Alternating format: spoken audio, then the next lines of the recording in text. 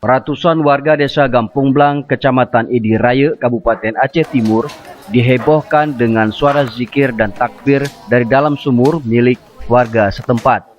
Dengan kehebohan itu, warga berbondong-bondong mendatangi rumah salah satu warga, Umi Rohani, untuk melihat dan mendengar langsung suara zikir yang keluar dari sumur dengan kedalaman sekitar 10 meter ini.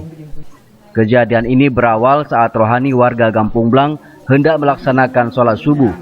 Setiba di kamar mandi, ia mendengar suara zikir dan takbir yang berasal dari sumur miliknya. Rohani tetap mengambil air wudhu untuk menunaikan sholat subuh.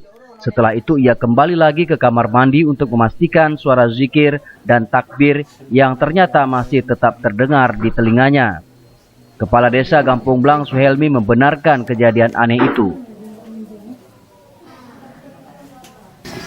Waktu saya datang, saya dengar kan, saya dengarnya suara la ilaha illallah.